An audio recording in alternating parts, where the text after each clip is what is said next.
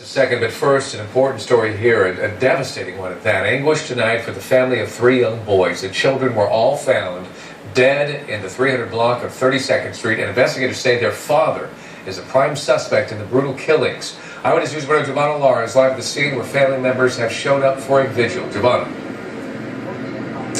David, a very somber mood out here. As you can imagine, family members are very distraught and just trying to make sense of what happened. I spoke to one of the cousins of the boy's father, and he tells me he was a loving father and devoted to his boys, but recently came down on hard times. Even for me, for my cousins, for my sister, it's hard to believe. For 3 kids to be gone like that. We haven't seen him yet, we haven't seen my cousin yet, we haven't seen anything yet. We're just, even though I know what happened, even when the detective told me what happened, I still, it's still hard for me to swallow, hard for me to believe, hard for us to believe. Now, the family came here to attend 2 vigils. One was held at 5 o'clock. A second vigil is scheduled for 7 p.m. Several more family members are expected to attend. And earlier today, we spoke with a man who has a business in this area, and he said he discovered the bodies. He said it was a scene he will never forget. That little boy's face was very difficult. Very difficult. Emotion overcomes the man who discovered the bodies of the 3 young boys in an SUV this morning.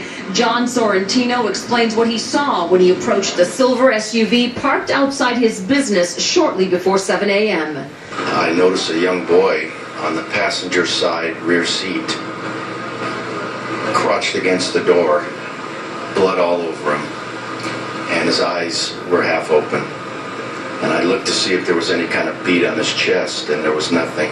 This afternoon, a family representative laid out candles and cards for each of the boys, identifying them as Luigi, Alex, and Juan Fuentes. Police say they were all between the ages of 8 and 12. It's just hard. This is a hard moment right now for the entire family. I mean, there were angels, there were kids, but like I said, I just hope God forgives them. Authorities confirm the boys died from multiple stab wounds and that their father is the suspect. He was found in the front seat of the SUV and was transported to USC Medical Center, where he is now in stable condition.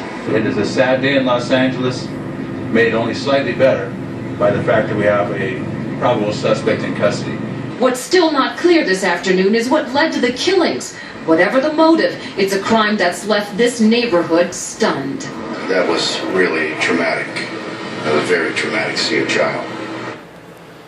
And we're back live here at the scene. These are the photos that the family brought out here, adding to the memorial that's growing on the sidewalk here. Police telling us they're not planning to release the name of the boy's father just yet. We understand he's still in the hospital, but he is expected to be booked sometime later tonight. We're live in South Los Angeles. Giovanna Lara, ABC 7 Eyewitness News.